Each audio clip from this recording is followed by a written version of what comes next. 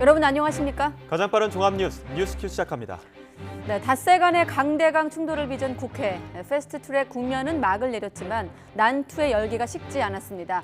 여야 의원들 각각 연결해서 지금 분위기 그리고 앞으로의 대응까지 들어보도록 하겠습니다. 정치권 갈등은 맞고발 사태에 이어 청와대 게시판으로도 옮겨붙으면서 정당 해산에 대한 주목도가 높아지고 있는데요. 잠시 뒤 알아보겠습니다. 먼저 오늘의 주요 뉴스입니다.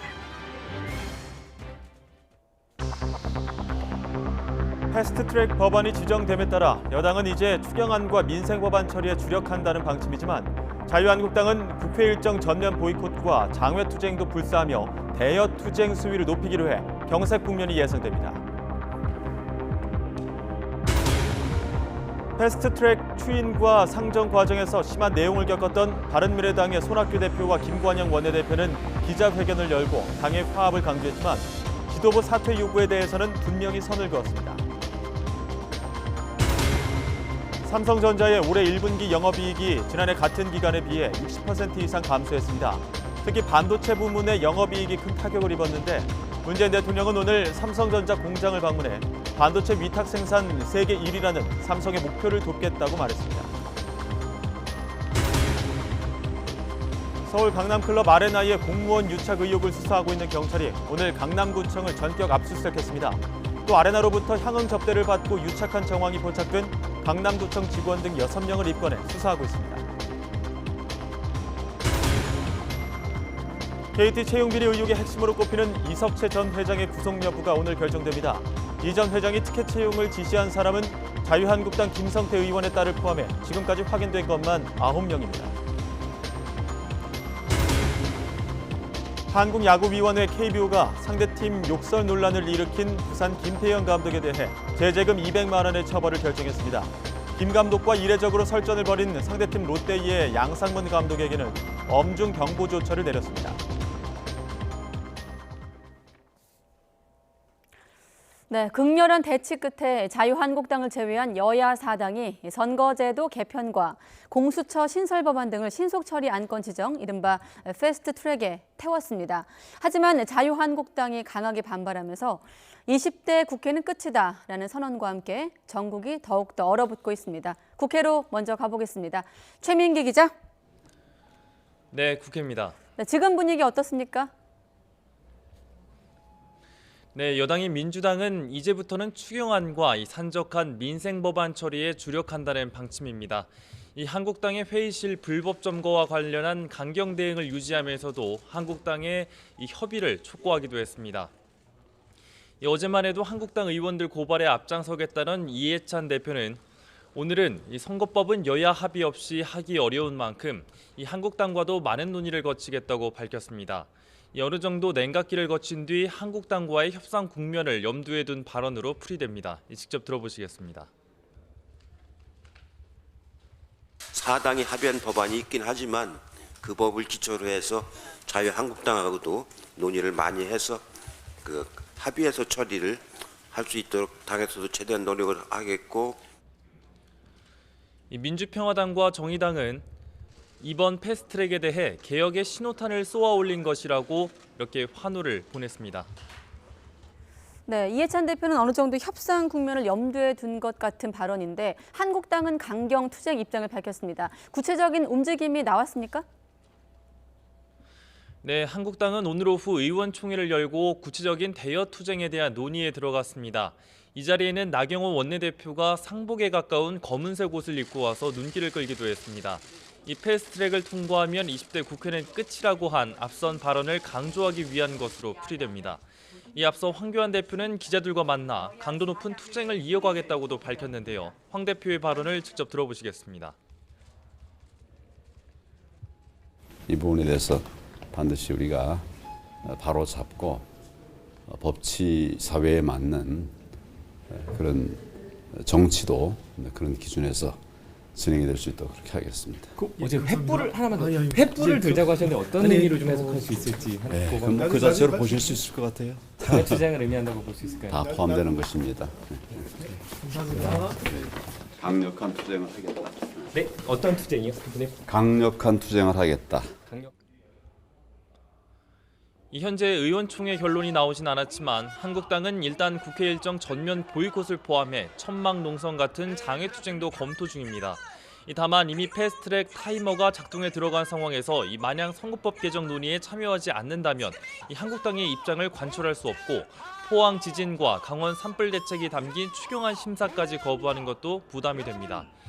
이에 따라 주말 3차 대규모 도심 집회를 거치면서 장애 여론을 결집시키는 동시에 다음 달 민주당 차기 원내 지도부가 들어선 것을 계기로 원내외 병행 투쟁을 벌일 것이란 관측입니다. 네, 그리고 극심한 내용을 겪은 바른미래당 손학규 대표와 김관영 원내대표가 공동 기자회견을 열지 않았습니까? 소개해 주시죠. 네, 그렇습니다. 바른미래당은 이번 패스트트랙 추진 과정에서 사실상 두 동강이 난 모습이었습니다. 이와 관련해 손학규 대표와 김관영 원내대표가 오늘 오전 공동 기자회견을 열었습니다. 손 대표는 패스트트랙 지정을 두고 한국 정치에 새 길을 열었다고 환영했지만 이 협상 과정에서 숱한 분란과 내홍을 겪었던 점에 대해서는 당대표로서 송구한 마음을 금할 수 없다고 밝혔습니다. 그러면서 총선을 앞두고 제3정당의 역할을 다해야 한다고 강조했습니다. 김 원내대표는 사법개혁특별위원회에서 사보임됐던 오신환, 권은희 의원에게 상처를 주게 돼 죄송하다고 말했습니다. 당내 갈등과 관련해선 서로 보듬어야 한다고 밝히며 잠시 울먹이기도 했습니다. 직접 들어보겠습니다. 다른 사람에게 뭘 해라, 하지 마라 요구하는 대신 내가 먼저 당의 화합과 발전을 위해서 이렇게 하겠습니다 라고 얘기합시다. 배제가 아니라 통합, 비난이 아닌 위로를 해나갑시다. 그러나 옛 바른정당계가 주장했던 지도부 사퇴론에 선을 그었습니다. 이에 유승민 의원 등 바른정당계 의원들은 반발하고 있어 당내 갈등은 한동안 이어질 것으로 보입니다. 지금까지 국회에서 YTN 최민기입니다. 네, 이렇게 바른미래당 내홍도 한동안 이어질 전망이고 한국당의 반발로 대치 국면도 연장될 것으로 보이는데요. 패스트트랙 지정 이후 그 처리 과정도 순탄치 않아 보입니다. 이제 최장 330일을 넘기면 자동으로 본회의에 상정이 돼 표결에 붙여지는 건데 왜 혼돈의 국회가 예고되는 건지 김영수 기자가 이어서 보도합니다. 패스트트랙에 지정된 안건은 국회 사법개혁특별위원회와 정치개혁특별위원회에서 각각 180일, 법제사법위원회 90일, 본회의 60일까지 처리되지 않으면 자동으로 본회의에 올라갑니다. 최장 330일이 지나면 본회의에서 표결을 하는 게 원칙이지만 단계마다 시간을 단축할 수도 있습니다. 각 특위에서 이른바 안건 조정제도로 기간을 최장 90일 이내로 앞당길 수 있고 의장 재량에 따라 60일로 정해진 본회의 부의 기간도 생략할 수 있기 때문입니다. 다만 법사위원장인 한국당 소속 여상규 의원이 의결을 반대할 가능성이 큰 만큼 법사위에서는 90일을 모두 소비할 것으로 보입니다. 재해, 민생, 경제 위기에 대처하라고 도입한 패스트트랙을 이 정권이 날치기 트랙으로 사용하고 있습니다. 반드시 막아야 할 것입니다. 상황에 따라 짧게는 올해 안에 법안 처리가 이루어질 수 있지만 만약 330일을 다 채우면 21대 총선을 한 달여 앞둔 내년 3월 중순에 모든 절차가 마무리됩니다. 반개혁 정당의 난동 때문에 우리 국민을 위한 선거제 개편과 권력기관 개혁이 방해받을 수 없습니다. 패스트트랙 지정 법안은 본회의에서 재적의원 과반 출석에 출석의원 과반이 찬성하면 국회를 통과하게 됩니다. 하지만 선거제 개편안을 놓고 여전히 의원들 간 입장이 크게 엇갈리는 상황이어서 여야의 진짜 협상이 이제부터 본격화될 거라는 전망도 나옵니다. YTN 김영수입니다. 네, 방금 김영수 기자가 말미에 협상은 지금부터다라고 했는데 왜 협상이 이제부터라는 건지 여야 의원들에게 직접 물어보도록 하겠습니다. 먼저 더불어민주당 김종민 의원 연결하겠습니다. 김종민 의원님, 여보세요? 여보세요? 네, 통화 괜찮으신 거죠? 예. 네, 마침 정개특위 간사이신데 앞으로의 상황을 주로 여쭤보겠습니다만 짧게 어젯밤 긴박했던 상황 좀 요약해 주시죠. 예. 어제 이제 그 신속안건 처리가 이제 정개특위에서 의결이 됐는데요. 네. 그동안에 이제 뭐 언론에서 계속 보도가 됐지만 우리가 며칠 동안 그 회의를 소집하는데 한국당이 이제 그 445 회의장을 봉쇄하는 바람에 네. 회의가 불가능했고요. 그래서 어제는 더 이상 이제 기다릴 수가 없기 때문에 정무위원회 6층에 있는 국회 정무위원회 회의장으로 회의 장소를 변경해서 회의를 개최를 했고요. 표결까지 잘 마쳤습니다. 네. 뭐 어제 상황 포함해서 어느 순간이 가장 긴박했고 아니면 좀 거꾸로 답답했습니까? 뭐 일단 제일 힘들었던 거는 네. 이 회의장이 막혀가지고 저희가 한 5번 정도 회의장 회의장에 들어가기 위해서 시도를 했거든요. 예. 그때마다 이제 서로 잘 아는 의원님들끼리 이제 연속을 높이면서 대치를 해야 되니까 그게 제일 힘들었고, 어제는 이제 우리가 이거 안 되겠다. 네. 회의를 장소를 옮겨서 해야겠다. 이렇게 이제 결론을 내고 회의장을 새로 알아봤는데, 네. 만약에 이 회의장도 봉쇄가 되면 정말 이건 다른 대책이 없는 거 아닙니까? 그래서 네. 이제 그 회의장을 옮겨서 회의장 안으로 우리 정개특위 위원님들이 들어갈 때까지, 입장할 때까지 요 과정이 상당히 이제 긴박했던 순간들이었습니다. 그래서 네. 알겠습니다. 이게 많은 사람들한테 공유를 하지 못하고 미리 좀 들어가서 대기한 상태에서 이제 그 회의 공고를 하게 됐던 네. 거거든요. 뭐 저희 YTN 보도도 그렇고 앞으로도 쉽지 않다 이런 전망이 나오고 있는데, 일단 심상정 위원장, 정개특위 위원장은 선거 일정 고려해서 이제 총선 일정 고려해서 최대한 연내에 통과시키겠다는 입장인데, 지금 말씀하신 대로 4박 5일의 어떤 과정을 지켜보면 앞으로도 쉽지 않아 보이거든요. 네. 네, 민주당은 어떻게 좀 계획하고 계시나요? 앞으로의 대응에 대해서. 지금까지하고는 좀 다를 거라고 생각이 드는 게요. 네. 일단 이번에 이제 신속안건 처리로 지정이 됐기 때문에 이 지정된 이후의 과정을 막는 거는 좀 쉽지가 않습니다.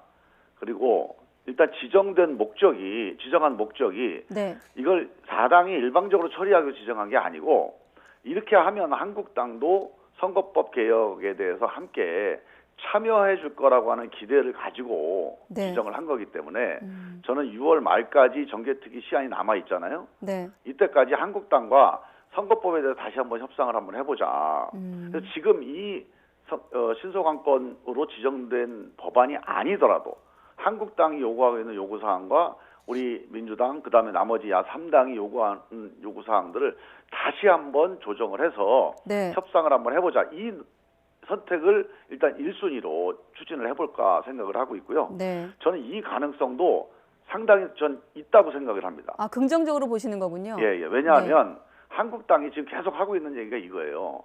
자, 우리도 협상하겠다. 그러면 패스트트랙 하지 마라, 이거 아니겠습니까? 예. 만약에 정말로 한국당이 협상 의지가 확고하다면 우리 패스트트랙 처리할 수도 있는 거죠. 그리고 여기에서 우리가 협상을 통해서 어떤 합의가 이루어진다면 그건 당연히 패스트트랙 처리하는 거 아니겠어요? 그래서 저는 이 협상을 한번 해보자. 근데 한국당에서 주장하는 요구사항 중에 하나는 우리 12월 15일, 작년 12월 10일 원내대표 합의에 네. 권력구조 개혁을 하기로 하지 않았느냐, 이 얘기를 계속 해요. 네. 그래서 저희는 맞다, 권력구조 개혁도 함께 해서 국회 개혁 전체를 한번 우리가 같이 한번 추진해보자. 근데 문제는 선거법이라고 하는 거는 의원들의 이해관계가 달려져 있는 문제라 네. 헌법 고치는 것보다 더 어렵거든요.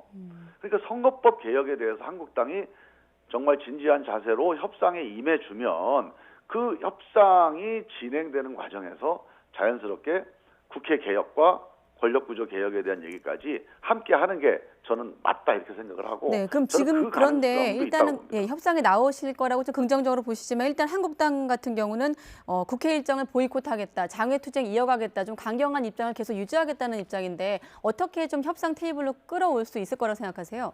이건 뭐 우리 민주당이나 아니면 뭐 여야 4당의 힘으로 될 수 있는 건 아니고요. 뭐 우리 이제 여야 4당은 일관되게 협상의 문을 열어놓고 이제 한국당과 같이 하겠다, 이런 이제 메시지를 전달할 테지만, 네. 결국 한국당을 움직이는 건 국민들입니다.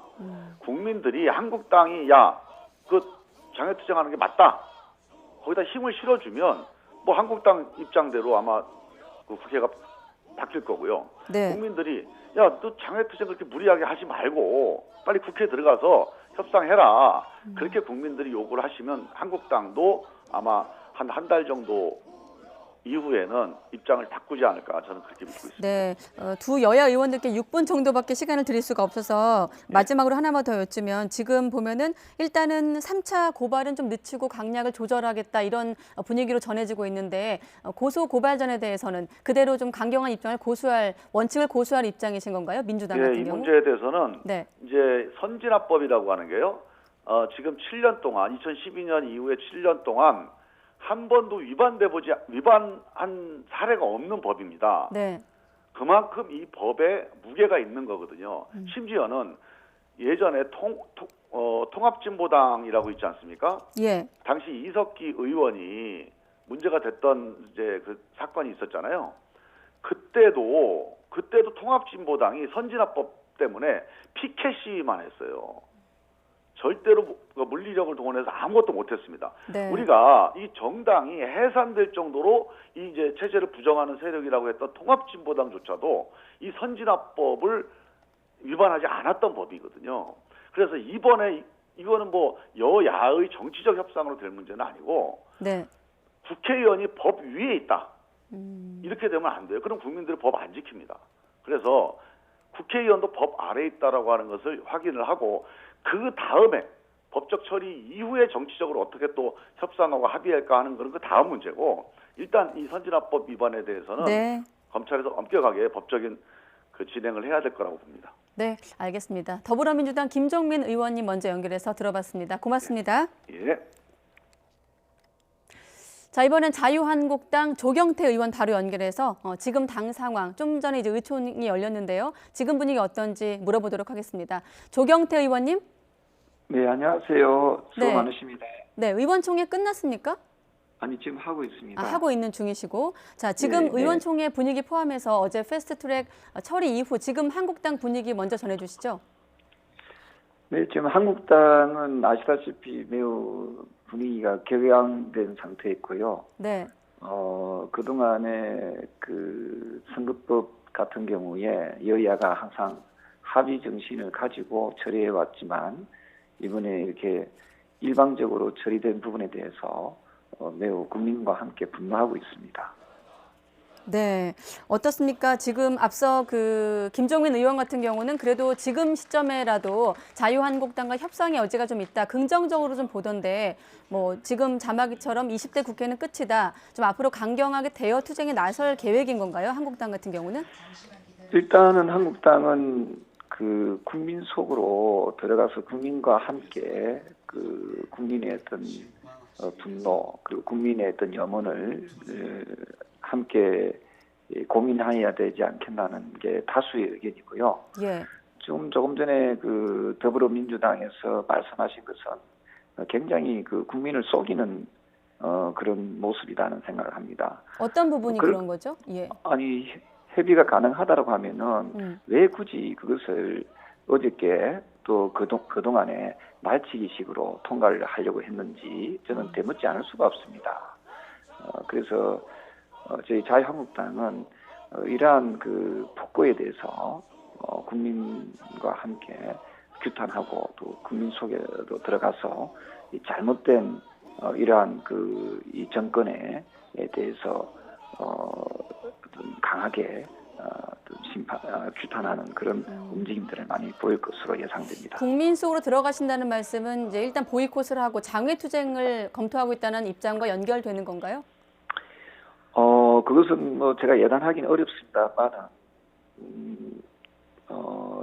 국민 속으로 들어가는다는 것은 다양한 방법이 있을 수 있습니다. 원내에서도 우리가 그 국민들의 목소리를 또 대변할 수 있는 부분이 또 많이 있을 거라 보고 있고요. 또한 그 현장에서 국민들이 저희 자유한국당을 많이 기대하고 또 찾고 있다 이렇게 보고 있거든요. 네. 지금 아시다시피 올 1분기가 그 경제가 마이너스 0.3% 성장이지 않습니까? 예. 일부 많은 국민들께서는 이 정부를 마이너스 0.3% 정권이다 또는 마이너스 0.3% 정당이다 라고 이야기를 하고 있거든요. 네. 저는 분명히 이 정권과 또 더불어민주당 집권 여당이지요. 예, 경제 실정에 대해서 국민들은 매우 불안해하고 또 매우 분노하고 있다 이런 생각을 하고 있습니다. 네, 뭐 그렇기 때문에 장외 투쟁을 포함해서 국민과 국민 속에 들어가서 좀 앞으로도 투쟁 강도를 계속 유지할 것이라는 말씀이시지만 또 거꾸로 봤을 때는 지금 추경안 심사도 있고요. 또 말씀하신 대로 경제 언급하셨지만 민생 경제 법안들도 쌓여 있다는 것이 이제 여당의 입장인데 그런 것들을 거부하는 것에 대한 여론에 대한 부담감이 좀 당내에서는 없습니까? 지금 말씀 주신 그런 내용에 대해서 뭐 네. 추경 같은 경우 참 좋습니다. 그 민생 추경이라고 하셨는데 네. 빚을 무려 3조 6천억을 내 가지고 지금 추경을 한다. 이거 국민들이 잘 모르시거든요.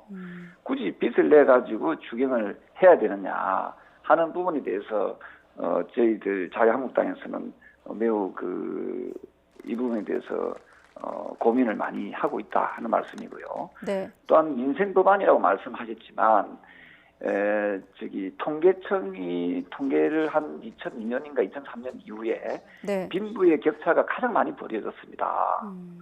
예, 이 부분에 대해서도 국민들이 뭐 아시는 분들 계시지 모르는 분들이 많이 계시는데요. 지금 이 정권과 더불어민주당은 말로는 민생 이야기하지만 네. 실질적으로 민생과 거꾸로 가고 있다 이런 생각을 하고 있고요. 그것이 표면적으로 드러난 여론이 4.3 지난번 보궐선거였습니다. 지난 보궐선거에서 더불어민주당이 집권 여당임에도 불구하고 창원 성산에는 후보도 못 냈습니다. 네. 후보자도 내지 못하는 정당이 지금 집권 여당이라고 하고 있고 지금 정권을 잡은 쪽이라고 이야기를 하고 있지 않습니까? 네. 저는 보통은 보궐선거가 끝이 나고 나면 그 결과에 굉장히 겸허히 받아들이는 것이 일반적인 통상적인 사례였습니다. 그런데 지금 현 집권 여당은 아직까지도 오만하기 짝이 없다. 네, 의원님 죄송하지만 지금 오늘 같은 경우 이제 패스트트랙 이후에 어떤 저희가 현안에 대해서 여쭤보는 시간이라서 시간이 많지 않아서 지금 네. 의원님 같은 경우 이제 전국 운영을 잘못하고 있다는 점을 지적하고 계시는데 시간이 많지 않아서 제가 죄송하지만 말을 끊었고요. 한 가지만 더 여쭤보면 지금 패스트트랙 이제 이후에 330일의 시간이 있다는 것이 이제 다 알려진 사실인데 그 안에라도 좀 민주당 포함해서 여야 사당과 좀 협의에 나서거나 그럴 계획은 없으신 건가요? 그래서 우리가 일반적으로 국민들도 의아스럽게 생각하는 게 네. 330일이라는 시간이 매우 긴 시간이지 않습니까? 근데 패스트라는 말을 썼어요. 패스트는 빠르다는 뜻이잖아요. 예. 이게 330일이 어떻게 빠른 겁니까? 이건 슬로우지요. 슬로우 트랙이 맞지요. 그래서 이게 자꾸 국민들을 현혹시키는 이 집권 여당에 대한 이 국민들의 비판의 목소리가 매우 높다는 거지요. 그러면 330일 동안 네. 충분히 이걸 태우지 말고 패스트트랙이라는 이름 하에 태우지 말고 지금이라도 제1야당 명실상부한 야당이 지금 자유한국당 말고 어디 있습니까? 네. 그래서 자유한국당과 지금도 계속해서 선거구제를 가지고 협의하고 논의를 했었어야 옳았다 이런 생각을 합니다. 그럼 시간이 늦었다 이렇게 타이밍의 문제다 이렇게 보는 건가요? 한국당에선? 타이밍이 문제가 아니라 이것을 그냥 제1야당을 완전히 제1야당은 패싱한 거 아닙니까? 제1야당을 패싱한 것은 이것은 국민을 패싱한 거나 다름없습니다. 네. 그래서 국민들 무시하고 자기들 마음대로 그냥 이것을 패스트 트랙이라는 명목 하에서 그냥 이렇게 안건을 태운 것은 이것은 네. 아주 대단히 반민주적인 그런 작태고 행태다 이렇게 보는 거죠. 네, 그러면 시간 관계상 정말 시간이 없는데 짧게 한 가지 여쭤보면 지금의 한국당의 출구 전략은 장외 투쟁 말고는 없다고 보면 되겠습니까? 지금 출구 시점에서? 전략이라는 표현이 좀 적절하지 않은 것 같습니다. 네. 저희 자유한국당은 원내에서든 또 국민 속으로든 현장에서든 저희들은 오로지 국민들과 함께 목소리를 내고 국민들과 함께 하겠다는 것이 저희 자유한국당의 입장입니다. 네, 알겠습니다. 자유한국당 조경태 의원 의견까지 들어봤습니다. 의원님 고맙습니다. 네, 고맙습니다. 네, 시간 관계상 이 질문을 못 드렸는데 자유한국당 정당 해산을 촉구하는 청와대 국민청원 참여자가 119만 명을 넘어서면서 청원 게시판을 연 이래 가장 많은 사람이 동참한 청원 기록을 세우기도 했습니다. 지난 22일 시작된 이 청원에는 오늘 오후 3시쯤 역대 최고 기록을 갖고 있던 지난해 10월 강서구 PC방 살인 사건 엄벌 촉구 청원에 119만 2,049명을 넘어섰습니다.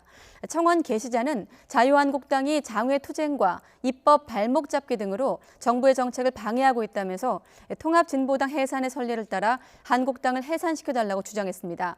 여권 지지층을 중심으로 청원 참여가 잇따르면서 어제 한때 청원 사이트가 접속 장애를 일으키기도 했습니다.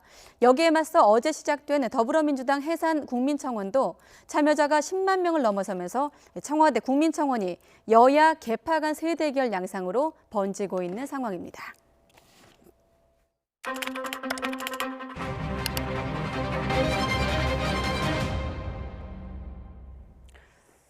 자, 이렇게 정치권 갈등의 불씨가 이번엔 청와대 게시판으로 옮겨 붙고 있는 양상입니다. 정당 해산을 촉구하는 청원이 공방으로 이어지고 있는데요. 오늘 뉴스 TMI에선 정당 해산에 대해서 짚어보도록 하겠습니다. 박사권 앵커, 네, 정당 해산의 조건, 절차가 있겠죠? 네, 헌법 제8조 4항은 정당의 해산에 대해 설명하고 있는데요. 정당의 목적이나 활동이 민주적 기본 질서에 위배될 때 정부가 헌법재판소에 정당 해산을 제소하고 헌법재판소의 심판에 의해 정당을 해산할 수 있다고 명시되어 있습니다.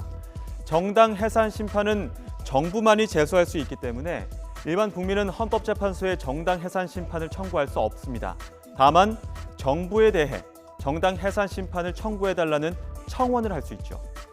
정당이 기본권 존중, 의회제도, 선거제도 등 민주적 기본 질서를 인정하지 않는 경우 정부는 국무회의의 심의를 거쳐 법무부 장관이 헌법재판소에 해당 정당의 해산을 청구하면서 시작됩니다.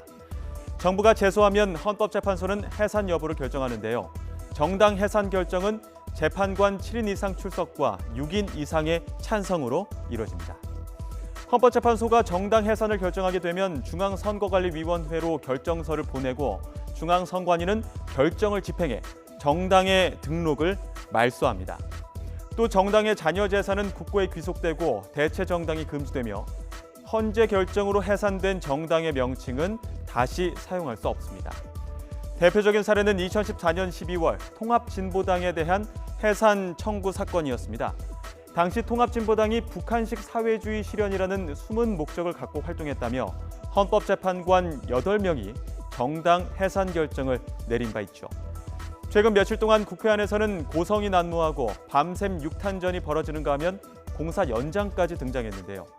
이를 바라보는 국민의 분노가 정당 해산에 대한 관심으로 표출되고 있는 것으로 분석됩니다.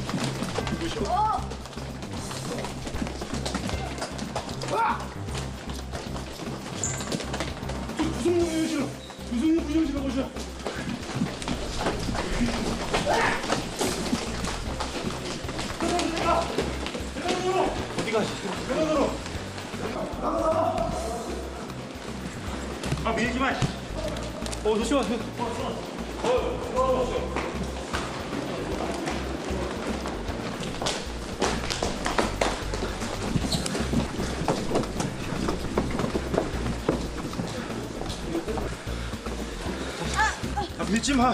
밀지 마. 밀었어요. 이봐요, 이봐. 이봐? 김명현 의원님. 김명현 의원님. 내 몸에 손대지 마. 내 몸에 손대지 말라고. 봐줘. 건들지 마. 나 힘들어서 그러니까 건들지 마. 자, 좀 물러서세요. 자, 물러서세요. 자기야. 야, 우리 내가 알았어. 아유, 내가 좀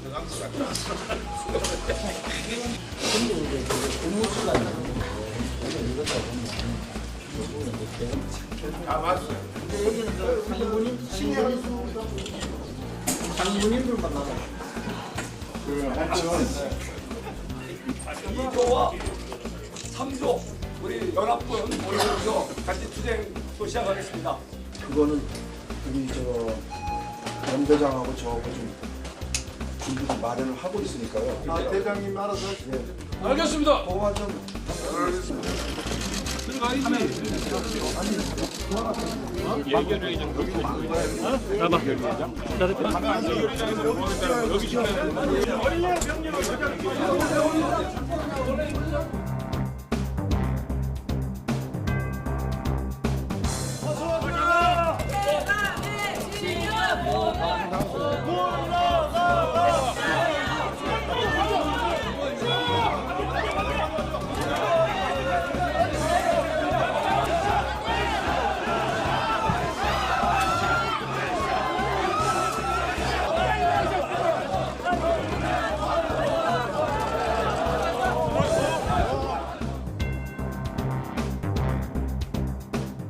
참는 것도 한계가 있습니다.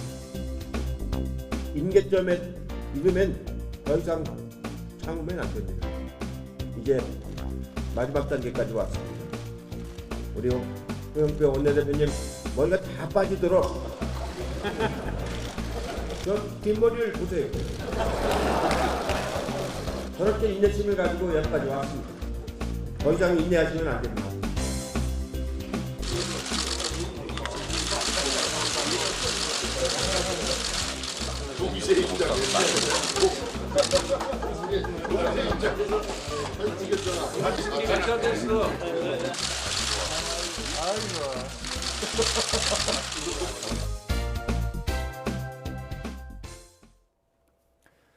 서울 강남클럽 아레나의 공무원 유착 의혹을 수사하고 있는 경찰이 강남구청을 압수수색하고 있습니다. 위생관리 업무를 맡은 공무원들이 클럽 관계자에게 접대를 받고 편의를 봐준 혐의가 포착된 건데요. 취재기자 연결합니다. 부장원 기자. 네, 사회부입니다. 네, 경찰의 강남구청 압수수색 관련 내용 전해주시죠. 네, 서울지방경찰청 지능범죄수사대는 오늘 오후 2시부터 수사관 23명을 투입해 강남구청을 압수수색하고 있습니다. 압수수색 대상은 클럽 아레나로부터 금품을 받은 것으로 의심되는 구청 위생과 공무원 6명의 사무실과 휴대전화 등입니다. 이 가운데 한 명은 서초구청 소속인데 대상자가 자리를 비운 상태여서 일단 강남구청에서만 압수수색이 진행되고 있습니다. 앞서 경찰은 아레나의 탈세 혐의 수사 과정에서 구청과 소방공무원에게 수백만 원이 건네진 것으로 의심되는 기록을 발견하고 수사에 나섰습니다. 이 과정에서 구청 공무원들이 클럽 관계자에게 접대를 받은 정황을 확인했고 최근 뇌물 혐의로 입건했습니다. 경찰은 최근 전직 구청 공무원 A씨를 제3자 뇌물 취득 혐의로 입건했는데 A씨는 클럽 관계자와 현직 공무원 사이에서 브로커 역할을 한 혐의를 받고 있습니다. 이번 압수수색은 A씨를 통해 클럽으로부터 돈과 여행 경비 등을 받은 공무원들을 대상으로 진행된 것으로 알려졌습니다. 이 밖에도 경찰은 아레나와 관련해 경찰관과 소방공무원의 유착 의혹도 수사하고 있습니다. 이번 강남구청 건을 비롯해 공무원 관련 3건, 경찰 관련 4건 등 현재까지 입건된 사건만 모두 7건입니다. 최근에는 과거 강남소방서에서 근무하면서 아레나의 편의를 봐준 혐의로 현직 소방경을 제3자 뇌물 취득 혐의로 입건했습니다. 지금까지 사회부에서 전해드렸습니다. 뒤늦게 마약 혐의를 인정한 가수 박유천 씨가 추가 투약 사실도 털어놨습니다. 옛 연인 황하나 씨와 함께했다는 건데 박 씨가 적극적으로 자백하면서 두 사람의 처지가 뒤바뀐 모양새입니다. 이형원 기자가 보도합니다. 구속 수사 이틀 만에 돌연 마약 투약 혐의를 인정한 가수 박유천 씨. 줄기차게 부인하던 모습은 온데간데 없이 거침없는 자백으로 추가 투약 사실까지 털어놨습니다. 지난 2월과 3월 필로폰을 산 뒤 옛 연인 황하나 씨와 5차례 투약했다고 인정한 데 이어 2차례 더 황 씨와 필로폰을 투약했다고 진술했습니다. 이미 구속 기소된 황 씨의 혐의에 포함되지 않은 부분까지 언급한 겁니다. 황 씨는 지난 2015년 필로폰을 산 뒤 3차례 투약하고 지난해 4월에는 의사 처방전이 필요한 향정신성 의약품을 불법 복용한 혐의로 재판에 넘겨졌습니다. 박 씨의 자백으로 황 씨에 대한 추가 조사도 불가피하게 됐습니다. 황 씨의 진술로 박 씨에 대한 수사가 시작됐지만 이번에는 두 사람의 처지가 뒤바뀐 상황이 된 겁니다. 박 씨가 모든 것을 내려놓은 듯 순순히 조사에 응하면서 변호인도 변론이 무의미하다고 판단해 손을 뗐습니다. 현재까지 다른 공범은 없는 것으로 확인된 가운데 경찰은 오는 3일 박 씨를 검찰로 넘길 예정입니다. YTN 이영원입니다. 김학의 전 법무부 차관의 부인이 더불어민주당 안민석 의원을 명예훼손으로 검찰에 고소했습니다. 김 전 차관의 부인은 지난 26일 안 의원을 명예훼손 혐의로 처벌해달라며 서울 남부지검에 고소장을 냈습니다. 김 전 차관의 부인은 고소장에서 자신과 비선 실세 최순실 씨가 아는 사이라는 취지의 안 의원 페이스북 게시글은 허위 사실로 자신의 명예가 훼손됐다고 주장한 것으로 전해졌습니다.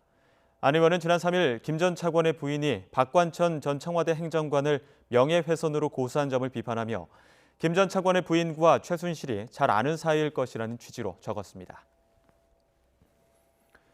김학의 전 법무부 차관 사건을 재수사하는 검찰이 김 전 차관의 성범죄 의혹 동영상을 처음 발견했던 여성을 비공개로 불러 조사했습니다. 김학의 사건 검찰 수사단은 오늘 오전 권 씨를 참고인으로 불러 김학의 동영상이 유출된 경로와 김 전 차관과 윤 씨의 관계 등을 조사하고 있습니다. 건설업자 윤중천 씨의 내연녀였던 권 씨는 윤 씨가 성관계 동영상을 찍어 자신을 협박했다며 지난 2012년 서초경찰서에 고소했습니다. 어제 수사단의 네 번째로 소환된 윤 씨는 자정까지 14시간가량 조사를 받고 귀가했습니다. KT 채용 비리의 정점으로 지목된 이석채 전 회장의 구속 여부가 오늘 저녁쯤 결정됩니다.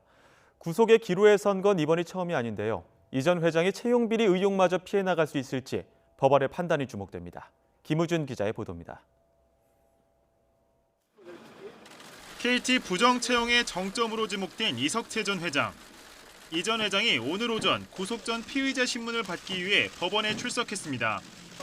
검찰은 지난 2012년 KT 채용 당시 이 전 회장이 유력 인사 자녀들에게 특혜를 제공한 것으로 보고 있습니다.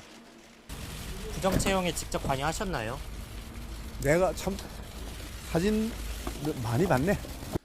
이 전 회장이 구속 갈림길에 서게 된 건 이번이 처음이 아닙니다. 지난 2001년 검찰은 이대 정보통신부 장관 출신 이 전 회장을 재판에 넘겼습니다. 개인 휴대전화 사업자 선정 과정에서 수십억 원의 뒷돈을 받고 특정 기업에 편의를 봐줬다는 겁니다. 5년간 치열한 법정 공방 속에 대법원은 무죄 판결을 내렸습니다. 이후 정권이 바뀌면서 KT 회장으로 화려하게 부활한 이 전 회장.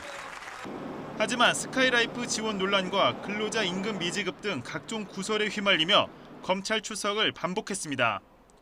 결국 2014년 검찰은 KT에 100억 원대 손실을 끼친 혐의로 이 전 회장을 다시 한번 재판대 위에 세웠습니다. 2심의 유죄가 나오면서 코끝까지 위기가 닥친 이 전 회장은 대법원에서 극적인 역전승을 거뒀습니다. 여러분들 생각해 보세요. 이 건이 도대체 문제가 될 만한 건이었는가를. 예, 고맙습니다. 20년 동안 숱한 위기 속에서도 불사조처럼 살아나왔던 이석채 전 KT 회장. 채용 비리의 칼끝마저 피해갈 수 있을지 법원의 판단이 주목되는 가운데 이 전 회장의 구속 여부는 오늘 저녁쯤에 결정됩니다. YTN 김우준입니다. 지난해 11월 최악의 통신 대란을 초래한 KT 아현지사 화재와 관련해 5달간의 경찰 수사에도 정확한 원인이 밝혀지지 않았습니다. 서울 서대문경찰서는 소방당국, 국립과학수사연구원 등과 함께 수사를 벌였지만 정확한 화재 원인을 밝히지 못했다고 발표했습니다. 경찰은 당시 9시간 가까이 이어진 화재로 통신구 내부가 심하게 훼손돼 정확한 발화 지점을 파악하지 못했다고 설명했습니다. 이어 화재 당일 통신구에 출입한 사람이 없었고 인화성 물질도 발견되지 않아 방화 가능성은 적다고 전했습니다. 가상화폐 발행을 내세워 수천억 원대의 사기 행각을 벌인 의혹을 받는 가상화폐 거래소 코인업의 간부들이 추가로 구속됐습니다. 서울 수서경찰서는 61살 A씨 등 코인업 간부 5명을 구속했습니다. 이들은 지난해 8월부터 6개월 동안 특정 가상화폐가 상장되면 최고 500%의 수익을 올릴 수 있다고 속여 투자자들을 모집한 뒤 수천억 원대의 자금을 가로챈 혐의를 받고 있습니다. 대낮에 호텔 발코니에 알몸으로 서 있으면 공연음란죄에 해당한다는 대법원 판결이 나왔습니다.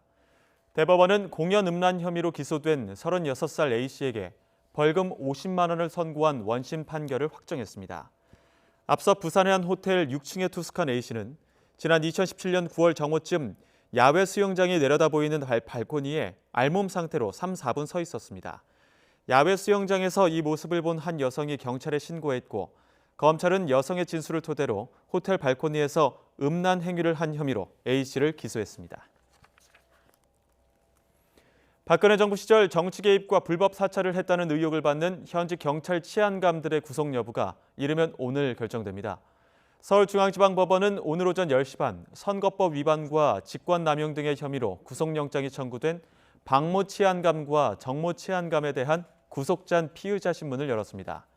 박 치안감 등은 경찰청 정보심의관과 청와대 치안비서관실 행정관으로 근무하면서 정보경찰 조직을 이용해 선거에 개입하고 불법 사찰에 관여한 혐의를 받고 있습니다. 특히 지난 2016년 20대 총선을 앞두고 이른바 친박계 맞춤형 정보를 수집하기 위해 비박계 정치인들의 동향을 파악하고 선거 판세 분석 보고서를 작성하는 등 선거에 개입한 것으로 조사됐습니다. 지난달 산업활동의 주요 지표가 모처럼 전달보다 반등했습니다. 생산과 투자가 늘었고 특히 소비가 49개월 만에 가장 큰 폭으로 증가했습니다. 취재기자 연결하겠습니다. 김평정 기자. 네, 경제부입니다. 네, 경제의 세 가지 축이라고 할 수 있는 생산, 소비, 투자 모두가 전달보다 증가한 거죠? 네, 그동안 경기 둔화의 흐름이 강해지던 와중에 모처럼 세 가지 지표가 모두 반등했습니다. 통계청의 3월 산업활동 동향을 보면 생산 지표인 전산업 생산지수가 전달보다 1.1% 증가했습니다. 소비를 보여주는 소매 판매액 지수는 전달보다 3.3% 늘었고 설비 투자는 전달보다 10% 증가했습니다. 소비는 49개월 만에, 투자는 24개월 만에 증가폭이 가장 컸습니다. 이로써 지난 2월에 세 가지 지표가 모두 위축되는 트리플 감소가 나온 지 한 달 만에 트리플 반등으로 반전됐습니다. 네, 트리플 감소에서 트리플 반등으로. 자, 그렇다면 이렇게 세 가지 지표가 한 달 만에 반등으로 돌아선 이유는 어디에 있습니까? 비교 대상이 되는 2월의 지표가 너무 낮았던 기조 효과가 큰 것으로 보입니다. 10%나 증가한 설비 투자를 보면 지난 1, 2월에 수입이 급감하면서 투자 규모가 급격히 줄었기 때문에 반등 효과도 더 크게 나왔습니다. 비교 대상을 전년 같은 달로 바꾸면 설비 투자가 오히려 15.5% 줄었다는 결과가 나옵니다. 따라서 이번 트리플 반등을 우리 산업의 전반적인 개선세로 해석하기는 어려워 보입니다. 현재 경기 상황을 보여주는 지표인 동행지수 순환변동치와 앞으로의 경기를 예측하는 선행지수 순환변동치가 모두 전달보다 0.1포인트 내린 것을 봐도 경기 둔화 흐름이 이어지고 있다는 것을 알 수 있습니다. 두 지표는 10개월 연속 동반 하락하고 있습니다. 통계청은 3월에 반등한 산업지표가 2월 감소분을 상쇄할 정도는 아니었고 1분기 평균으로는 지난해 4분기보다 좋지 않다고 설명했습니다. 지금까지 경제부에서 YTN 김평정입니다. 네, 삼성전자에 이어서 정부 역시 메모리 반도체 편중에서 벗어나 시스템 반도체를 미래 먹거리로 확대하기 위해 본격적으로 팔을 걷어붙였습니다. 이미 미국이 압도적으로 시장을 점유한 상황에서 후발 주자로서 성과를 낼지 주목됩니다. 최하영 기자의 보도입니다. 삼성전자가 이재용 부회장의 총수 취임 1주년을 하루 앞두고 2년여 만에 최악의 성적표를 받았습니다. 특히 메모리 반도체 시장의 위축으로 영업이익은 지난해 1분기보다 무려 60% 넘게 고꾸라졌습니다. 이런 상황에서 삼성전자가 비메모리 분야인 시스템 반도체에 승부수를 띄운 가운데 정부도 손발을 맞추기로 했습니다. 사실 세계 반도체 시장에서 시스템 반도체가 절반 이상을 차지하고 있지만 국내 기업은 10년째 3% 안팎의 제자리 걸음 중. 이미 미국이 압도적으로 시장을 점유하고 중국과 타이완이 빠르게 성장하는 현실에서 후발주자로 뛰어든 겁니다. 2030년까지 메모리 강국에서 종합 반도체 강국으로 도약해서 파운드리 세계 1위, 팹리스 점유율 10% 달성, 2만 7천 명의 신규 일자리를 창출할 계획입니다. 이를 위해 우선 생산시설 없이 반도체를 설계하고 개발하는 팹리스 성장을 위해 자동차와 에너지뿐만 아니라 5G와 공공 분야까지 먹거리 찾기에 나섭니다. 여기에 설계한 반도체를 위탁 생산하는 파운드리 시설에 기업이 투자할 수 있도록 최대 2,500억 원까지 지원하고 세제 혜택도 검토하고 있습니다. 나아가 앞으로 10년 동안 자동차와 바이오, 인공지능 반도체까지 미래 반도체 개발에도 1조 원 이상 투자합니다. 또 국내 주요 대학에 반도체 특화 계약학과를 신설하고 실무 능력을 갖춘 전문 인력 17,000여 명을 키울 계획입니다. 정부가 20년째 수천억 원을 투자해 공들여온 비메모리 반도체 양성 사업. 대통령 의지와 함께 이번엔 제대로 된 성과를 낼 수 있을지 주목됩니다. YTN 최아영입니다. 네, 이와 관련해서 문재인 대통령이 오늘 삼성전자 화성 반도체 사업장을 방문했습니다. 삼성전자의 국내 사업장을 문 대통령이 방문한 것은 처음입니다. 2030년까지 시스템 반도체 위탁 생산 분야 세계 1위를 달성해서 종합 반도체 강국으로 도약하도록 지원을 아끼지 않겠다고 밝혔는데 취재 기자 연결해 보겠습니다. 김도원 기자. 네, 청와대입니다. 자, 시스템 반도체, 바이오 헬스, 또 미래 차와 함께 청와대가 3대 중점 육성 대상 신산업으로 꼽는 분야죠? 그렇습니다. 메모리 반도체는 우리가 이미 세계 1위를 지키고 있는데요. 메모리 반도체보다 1.5배 더 큰 시스템 반도체 시장도 석권하겠다는 목표입니다. 문재인 대통령은 삼성전자 화성 사업장에서 열린 시스템 반도체 비전과 전략 보고회에 참석했습니다. 이 자리에서 문 대통령은 우리나라가 오는 2030년까지 시스템 반도체 파운드리, 즉 위탁 생산 1위와 팹리스라고 부르는 반도체 설계 분야 세계 점유율 10%를 달성하겠다고 밝혔습니다. 자세한 지원 방안은 앞서도 들으셨습니다만 내년부터 1조 원대 기술 개발 사업을 추진하는 등 연구 개발에 집중 투자하겠다는 계획입니다. 또 설계 기업 전용 펀드를 새로 조성하고 단계별 지원 체계를 마련해 창업을 적극 지원하겠다고 말했습니다. 이와 함께 향후 11년간 133조 원 투자를 결정한 삼성전자에 박수를 보낸다며 정부도 적극적으로 돕겠다고 문 대통령은 말했습니다. 문 대통령은 국민과 기업의 도전이 미래에 새로운 희망을 주고 있다면서 과감하게 신산업 분야에 진출할 수 있도록 모든 지원을 아끼지 않겠다고 덧붙였습니다. 문 대통령의 삼성전자 사업장 방문은 추격하는 경제가 아닌 선도형 경제로 전환하는 게 시급하다는 인식에 따른 겁니다. 또 우리 경제의 활력을 높이기 위해선 삼성전자나 SK하이닉스 같은 대기업들의 투자를 촉진하는 게 중요하다는 판단도 담겨 있습니다. 오늘 행사에는 이재용 삼성전자 부회장도 참석해 파운드리 세계 1위 달성 전략과 상생 협력 계획을 발표했습니다. 보고회가 끝난 뒤 문 대통령은 공장 건설 현장을 방문해 향후 투자 계획을 듣고 직원들을 격려했습니다. 문 대통령은 지난해 7월 인도의 삼성전자 스마트폰 신공장 준공식에 참석한 일이 있지만 국내 사업장을 방문한 건 이번이 처음입니다. 지금까지 청와대에서 YTN 김도원입니다. 국세청은 2018년도 종합소득이 있는 납세자는 다음 달 31일까지 종합소득세를 확정 신고하고 납부해야 한다고 밝혔습일 종합소득은 이자나 배당, 사업 근로, 연금과 기타 소득을 합산한 소득을 말합니다. 국내 주소를 두거나 183일 이상 거주한 개인은 국내외에서 발생한 모든 소득을 신고해야 하며 해외 거주자의 경우는 국내에서 발생한 소득만 신고하면 됩니다. 부동산 경기 위축의 영향으로 서울을 포함한 수도권 아파트 분양이 1년 전보다 70% 가까이 줄고 미분양 주택은 급증하고 있습니다. 국토교통부 자료를 보면 지난달 전국의 공동주택 분양 물량은 25,944가구로 지난해 3월보다 42.4% 감소했습니다. 특히 서울과 인천, 경기 등 수도권의 분양 규모가 66.3% 적은 11,426가구에 그쳤습니다. 지난 1989년 왕위에 오른 아키히토 일왕이 오늘 30여 년간의 재위를 마치고 물러납니다. 그동안 일본이 일으킨 전쟁에 대해 반성과 사죄의 뜻을 여러 차례 밝힌 터라 퇴위 전 마지막으로 어떤 말을 할지 주목되는데요. 도쿄 특파원 연결해 자세히 알아보겠습니다. 황보현 특파원. 네, 도쿄입니다. 네, 오늘 퇴위식은 어떻게 진행이 되죠? 예, 오전에는 왕실에서 내부 행사가 열렸습니다. 오전 10시부터 1시간 동안 국 내부 신전에서 아키히토 일왕이 조상들에게 자신의 퇴위를 보고하는 10개의 의식을 치렀습니다. 잠시 뒤 오후 5시부터는 궁에서 정부가 주관하는 공식 퇴위식이 열립니다. 이 자리에는 왕실 가족들은 물론 아베 총리를 비롯한 정부 관료들, 강요들과 지방자치단체장 등 300여 명이 참석할 예정입니다. 여기서는 아베 총리가 국민 대표로 감사의 뜻을 먼저 전한 뒤 아키히토 일왕이 그간의 소감을 발표할 예정입니다. 아키히토 일왕은 과거 일본이 일으킨 전쟁에 대해서 여러 차례 반성의 뜻을 밝혀 역사인식 면에서 아베 총리와는 결이 다르다는 평가가 많습니다. 그런 만큼 아키히토 일왕이 퇴위 전 마지막 발언에 관심이 쏠리고 있습니다. 이번처럼 일왕이 생전에 퇴위해서 왕위를 물려주는 일은 일본 전체의 역사에서도 상당히 드문 일입니다. 1817년 아들에게 양위한 고가쿠 일왕 이래 202년 만에 생전 퇴위입니다.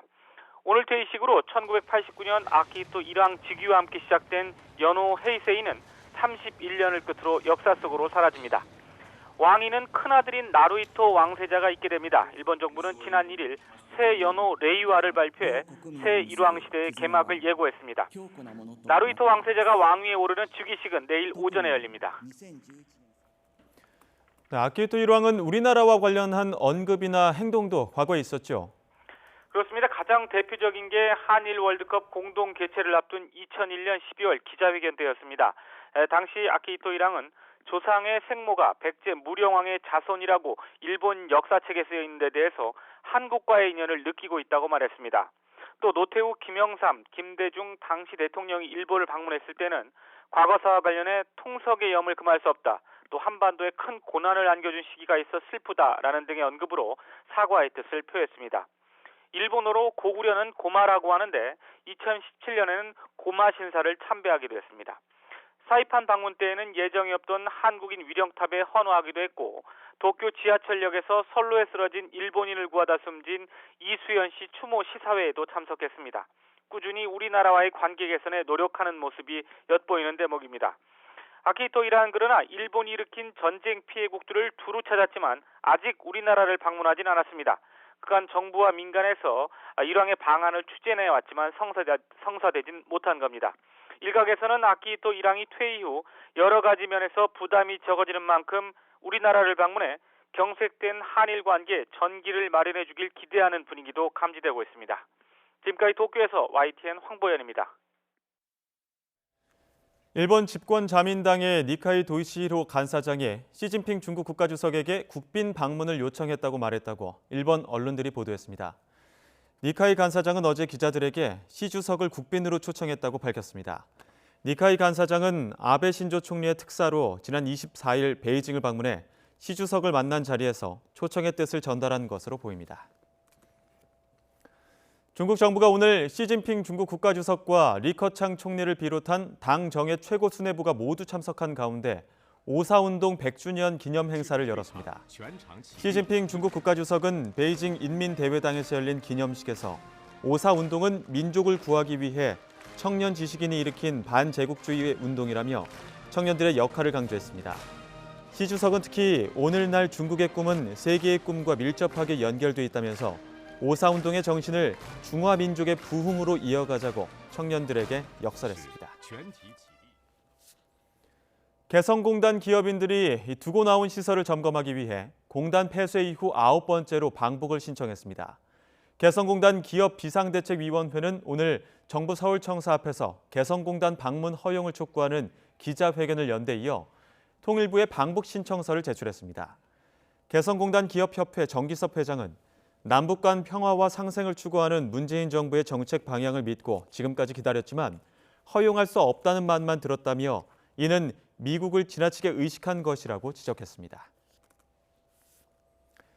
마이크 폼페이오 미국 국무장관은 3차 북미 정상회담 개최와 관련해 실질적 진전을 이뤄낼 수 있는 여건이 조성돼야 한다며 대북 압박을 통해 북한의 비핵화 기회를 이뤄낼 것이라는 입장을 밝혔습니다. 폼페이오 장관은 미국 시간 29일 의회 전문 매체 더 힐이 주관한 대담에 출연해 3차 정상회담이 여름까지 열릴 것으로 보느냐는 질문에 모른다면서 두 정상이 만날 경우 실질적 진전을 이룰 수 있는 여건을 조성하길 원한다고 말했습니다.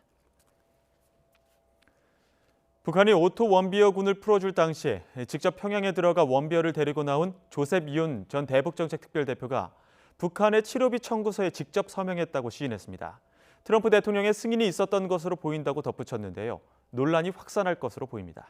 박희천 기자의 보도입니다.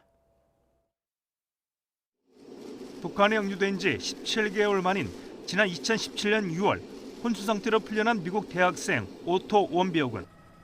얼마 전 워싱턴 포스트는 원비어 석방 당시 북한이 치료비 명목으로 200만 달러를 요구했다고 보도했습니다. 트럼프 대통령의 지시로 청구서에 서명까지 했다는 것인데 이게 사실로 드러났습니다.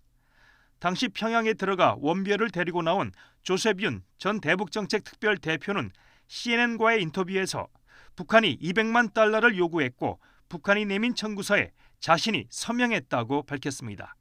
윤 전 특별대표는 상관이었던 틸러슨 당시 국무장관에게 보고했으며 틸러슨 장관은 자신에게 좋다면서 서명하라고 지시했다고 말했습니다. 또 틸러슨 전 장관이 트럼프 대통령의 승인을 받았을 거라고 보느냐는 질문에 자신이 알기로는 그렇다고 답했습니다. 그러면서 서명은 미국 정부가 다른 정부에 약속한 것이기 때문에 200만 달러를 북한에 지급해야 한다고 말했습니다. 미국 정부는 인질 석방 과정에서 돈을 지급하지 않는다는 기본 원칙을 갖고 있습니다. 때문에 실제 돈을 건네지 않았다 하더라도 청구서에 서명한 것만으로도 이런 원칙에 위배되기 때문에 논란은 계속될 것으로 예상됩니다. 또 향후 북미 협상 과정에서 이 문제가 다시 거론될 경우 미 정부에 부담으로 작용할 것으로 보입니다. YTN 박희천입니다. 극단주의 이슬람 무장단체 IS의 우두머리가 5년 만에 모습을 드러내며 건재를 과시했습니다. 최근 일어난 스리랑카 부활절 테러가 IS의 복수라고 주장했습니다. 황보선 기자가 보도합니다. IS의 미디어 조직 알푸르칸이 우두머리 바그다드의 메시지라며 현지 시각 29일 유포한 18분짜리 영상입니다. 앉은 채 말하는 수염이 덥수룩한 남성이 주인공입니다. 예전 영상에서 보였던 바그다드의 외모와 비슷하지만 수염이 더 자랐고 나이가 더 든 모습입니다.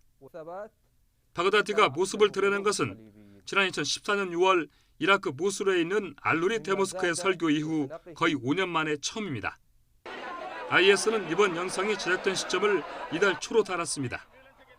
실제로 시리아 바구주 전투와 스리랑카 자살폭탄 공격을 언급한 점으로 미뤄 최근 촬영된 것으로 추정됩니다.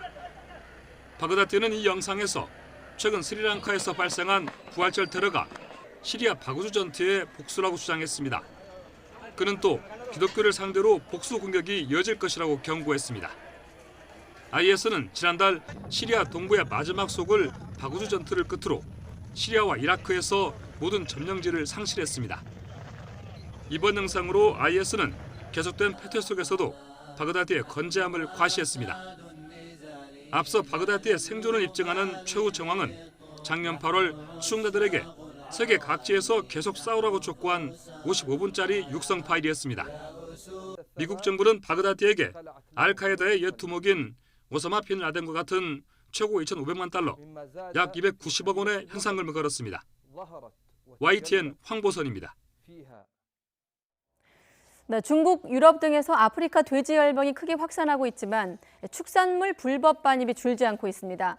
정부가 아프리카 돼지열병이 발생한 나라에서 축산물을 불법으로 들여오는 사람에게 최대 1,000만 원의 과태료를 물리기로 했습니다. 취재기자 연결하겠습니다.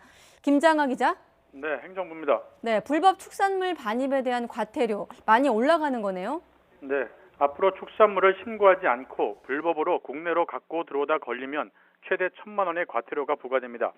중국, 베트남, 몽골 등에서 아프리카 돼지열병이 크게 확산하고 있지만 축산물 불법 반입이 줄지 않아 과태료를 대폭 높이기로 했다는 게 농식품부의 설명입니다.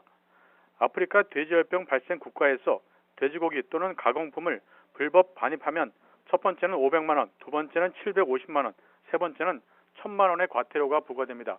그 외의 경우에는 100만 원에서 최대 500만 원의 과태료를 부과합니다.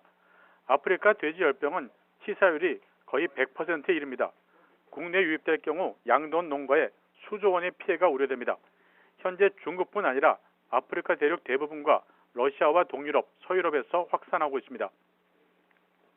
네, 과태료도 과태료지만 방역도 관건일 텐데 이 아프리카 돼지열병 유입 차단을 위해서 오늘 가상방역 훈련도 있었다죠?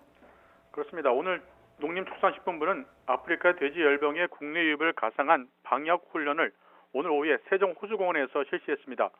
오늘 훈련에는 국무조정실과 농식품부 등 관계부처와 전국 17개 시도, 농협, 생산자 단체 등에서 300여 명이 참여했습니다. 이번 훈련에서는 아프리카 돼지열병의 국내 유입을 가정해 단계별로 또 방역기관별 역할과 방역 조치 사항 등을 현장에서 시연했습니다. 농림축산식품부는 중국과 베트남, 유럽, 아프리카 등 아프리카 돼지열병 발생국 여행을 자제하고 현지 축산 농가를 절대 방문하지 말 것을 당부했습니다. 지금까지 행정부에서 전해드렸습니다. 정부가 마약류에 대한 국민 불안을 해소하기 위해 식품의약품안전처에 마약류 안전관리를 전담하는 마약안전기획관을 신설합니다. 마약안전기획관 신설 내용을 담은 식품의약품안전처와 그 소속기관 직제 일부 개정령안이 오늘 국무회의에서 의결됐습니다. 마약안전기획관은 식약처 의약품안전국 소속이었던 마약정책과와 마약관리과를 그 밑에 두고 마약류 오남용 예방과 불법 마약류 감시체계 운영을 전담합니다.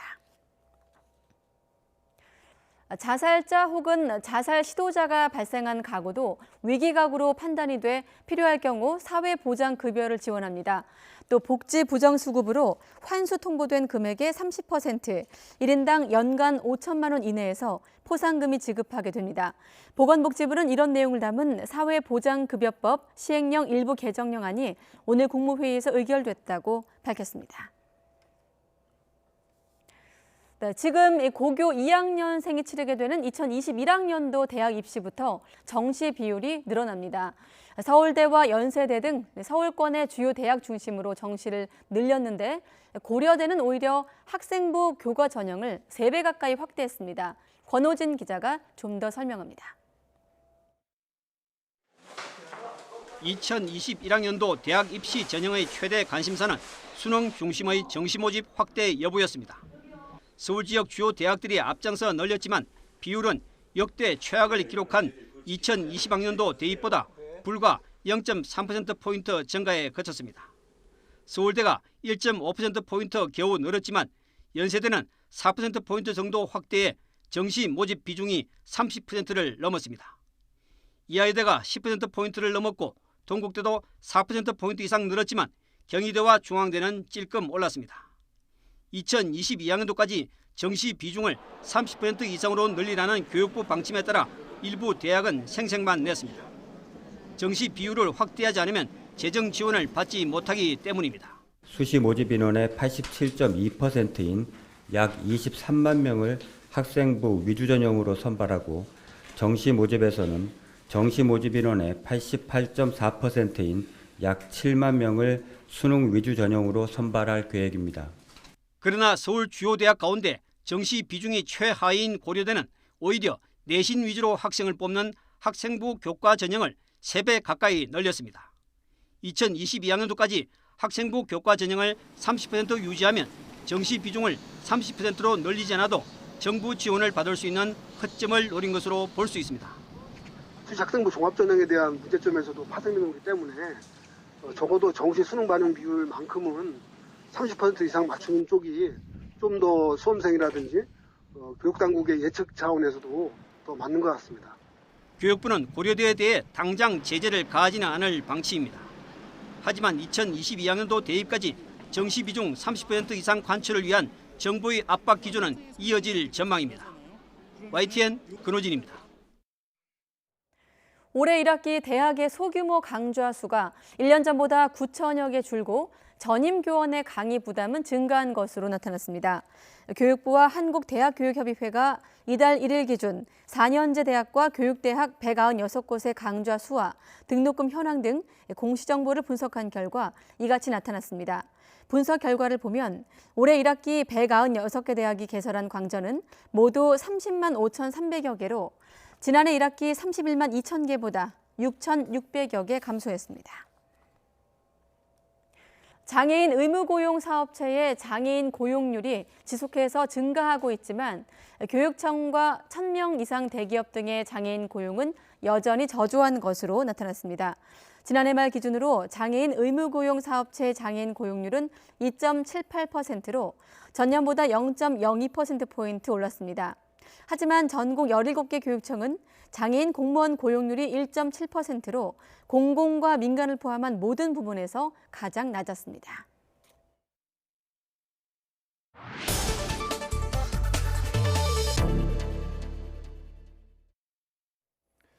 지난 28일 서울 잠실구장에서 열린 두산 베어스와 롯데 자이언츠 경기에서 벤치 클리어링이 발생했습니다.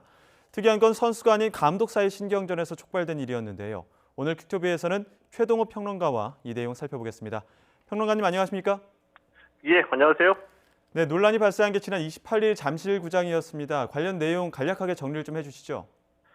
그 28일 잠실에서 이 두산과 롯데가 경기를 할 때 롯데 구승민 투수의 공에 두산의 정수빈 선수가 몸에 맞았죠. 이 갈비뼈가 골절됐습니다. 그래서 이 두산의 김태형 감독이 항의하는 과정에 롯데 공필성 코치하고 주영강 코치에게 폭언을 했고요. 또 구승민 선수에게도 욕설을 했다라고 이제 롯데가 주장하고 있습니다. 이 김태형 감독은 코치에게 폭언을 한 것은 맞지만 이 구승민 투수에게는 욕설은 하지 않았다라고 주장했는데 오늘 KBO 상벌위원회에서 김태형 감독에게는 계제금 200만 원, 또 양상문 감독에게는 엄중 경고, 징계가 결정이 됐습니다.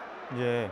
보통 야구 경기 중에 선수 간의 시비로는 이렇게 뭐 벤치 클리어링이 벌어지는 경우들도 종종 있는데 감독 욕설 논란으로는 이례적인 경우가 아닌가 싶은데요. 굉장히 이례적이죠. 이제 벤치 클리어링 같은 경우에는 예. 이 양팀 선수들이 모두 다 어느 정도 이해하는 바가 있습니다. 그러니까 예. 우리도 나가는데 너희들도 그라운드에 뛰쳐나오는 것 이해는 한다. 어느 정도 이 양해가 되는 부분이 있거든요. 예. 이 때문에 벤치 클리어링 할 때에도 이 금기 사항은 있죠. 이 뭐냐면은 이 배트를 휘두른다든지 아니면은 욕설을 하면 안 된다라든지 이런 서로 이제 감정 싸움으로 번지지 않게 선수들이 조심하는 바도 없지 않아 있거든요. 예. 근데 이번 같은 경우에는 이 감독들이 나서서 욕설하고 몸싸움을 했다는 점에서는 굉장히 좀 이례적이고 좀 반성할 부분은 있다라고 봅니다. 예. 지금 그래픽으로도 나오고 있지만 욕설에 대한 진실 공방도 벌어지고 있는데 이 내용은 어떤 내용이죠? 그러니까 이 롯데 구단 측의 주장을 보면 이 양상문 감독이 더가웃에서 보니까 김태형 감독이 우리 투수 구승민 선수에게 이 보시는 바와 같이 투수 같지도 않은 XX가 공을 던지고 있다라고 폭언을 하는 거를 봤다. 그래서 뛰쳐나왔다라고 얘기를 하고요. 이 두산 쪽에서는 김태형 감독이 이 코치들에게 욕설을 한 것은 맞지만 이 구승민 투수에게는 욕설을 하지 않았다라고 주장을 하고 있죠. 근데 일부 중계 화면상에서 보면은 이 김태형 감독이 좀 폭언하는 장면이 일부 중계 화면에 잡히기도 했습니다. 예. 이 욕설의 대상을 두고 뭐 진실 공방이 있긴 하겠지만 이 외에도 KBO 야구 규칙에 의하면은 욕설 자체가 규정에 금지된다고 하던데 이 내용 어떤 내용이죠? KBO 야구 규칙에 보면은요, 이제 이 6조 사항에 경기 중 금지 사항이라는 조항이 있습니다. 여기에서 감독이나 선수는 물론이고 후보 선수나 코치 트레이너, 그러니까 경기장 안에 있는 모든 구성원들이 이 경기장 안에 어떤 장소에서든지 간에 상대팀 선수나 심판들에게 폭언을 하면 안 된다라는 이 규정이 있습니다. 만약에 이 규정을 어기게 되면 300만 원 이하의 제재금이나 30경기 출전 정지 징계가 있고요. 바로 이 조항에 의해서 오늘 김태형 감독이 200만 원 제재금 결정을 받은 겁니다. 예. 이번 뭐 욕설 논란 때문에 가려진 측면도 있지만 이 빈볼 시비도 짚어볼 필요가 있는 것 같습니다. 보통 뭐 제구가 제대로 안 돼서 타자 몸에 공이 맞는 경우도 있지만 고의적인 경우도 있지 않습니까?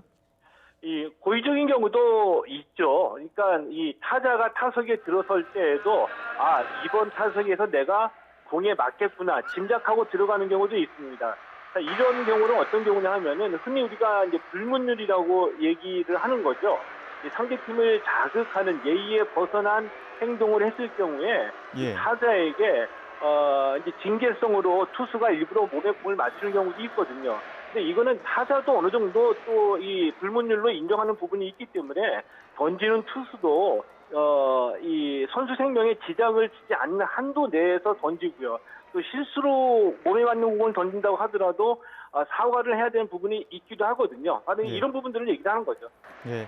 앞서 평론가님 오늘 KBO 상벌위 결과도 한번 또 언급을 해주셨는데 김태형 감독에게 벌금 200만 원이 부과가 됐습니다. 이 처벌이 적절하다고 보십니까? 김태형 감독으로서는 이렇게 얘기하면 좀 억울한 부분도 있을 겁니다. 근데 제가 보기에는 이 제재금 200만 원은 좀 약하다고 봅니다. 왜 약하다고 보냐 하면은 이 KBO가 그냥 이 규정 6조 사항을 해석해서 징계를 준다고 한다면 200만 원 제재금을 줄 수도 있다고 보지만 이보다는 좀 더 근본적으로 이 경기장 안의 질서와 문화를 바로 잡겠다라는 의지가 있다고 한다면 이보다 더 큰 징계가 나와야 된다고 보거든요. 이제 이게 무슨 얘기냐 하면은 경기장 안에서 이 빈볼 시비 또 선수들 간의 이 폭력 또 관중 폭력 등이 지금 차례로 문제가 되고 있는 시점이거든요. 이렇게 문제가 되고 있는 것들을 경기장 안에 질서와 문화를 새로 잡겠다라는 어떤 새로운 이 패러다임으로 KBO가 좀 적극적으로 대처해야 된다는 면에서 보면은 이 200만 원 제재금은 좀 약하다라고도 볼 수가 있겠죠. 예. 다소 이례적인 갈등이었던 만큼 이번 사안에 대해서 두고두고 반면교사 삼아야 되지 않을까 싶습니다. 지금까지 최동호 평론가와 이야기 나눠봤습니다. 오늘 말씀 고맙습니다. 예, 고맙습니다.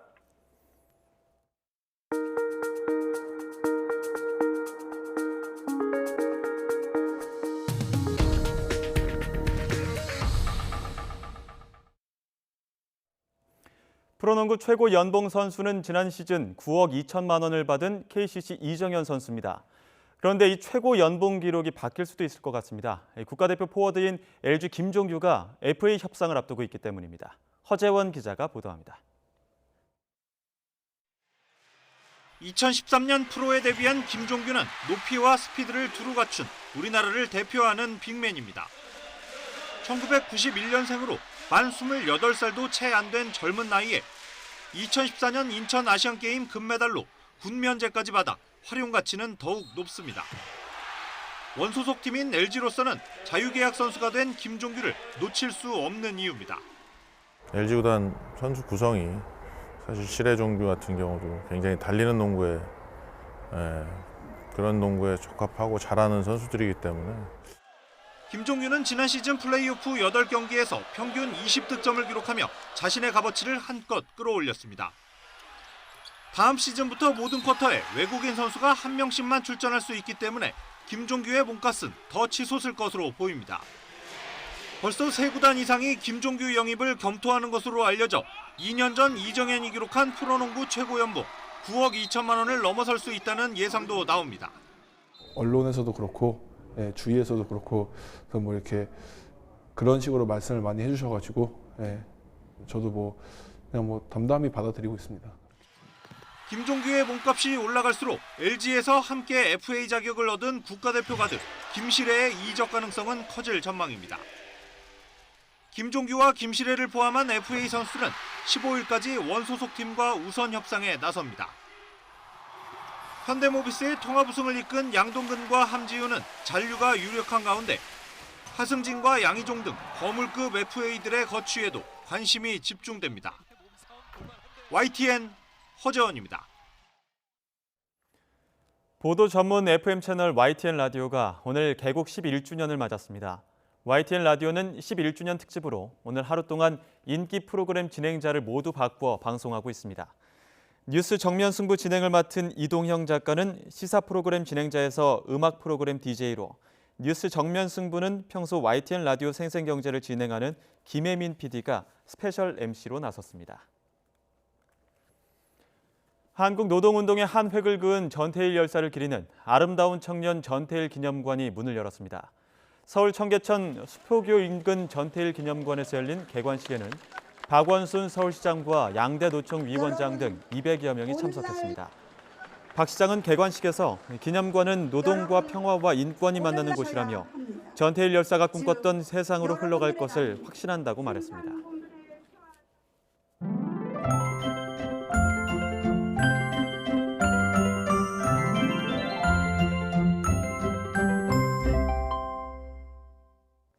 오늘 깨끗한 공기에 낮 동안 따뜻해서 봄 날씨 만끽하기 좋았습니다. 내일도 오늘만큼 따뜻한 날씨가 이어지겠습니다. 다만 일교차에는 여전히 주의하셔야겠습니다.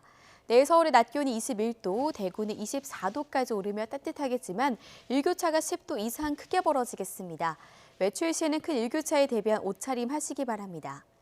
내일 전국적으로 구름 많은 날씨가 이어지겠습니다. 다만 중부와 경북 내륙에는 오후 한때 비 소식이 있는데요. 양이 5mm 미만으로 무척 적고 강수 시간도 길진 않을 전망입니다. 다만 산간 지역에는 돌풍과 벼락을 동반하겠고 일부 지역에는 우박이 떨어지는 곳이 있겠습니다. 시설물 관리와 안전사고에 주의하시기 바랍니다. 내일 아침 기온은 오늘과 비슷하겠습니다. 서울 아침 기온 11도, 광주 12도, 대구 13도, 부산 14도로 예상되고요. 낮 기온 오늘과 비슷하거나 조금 낮겠습니다. 서울 낮 기온 21도, 광주 21도, 부산도 21도로 예상됩니다. 내일 저녁 비가 그친 뒤 모레부터는 다시 맑은 하늘을 회복하겠고요. 이후 어린이날 황금 연휴까지 맑고 따뜻한 날씨가 이어지겠습니다. 지금까지 날씨 정보였습니다. 네, 뉴스큐 잠시 뒤 2부에서 뵙겠습니다.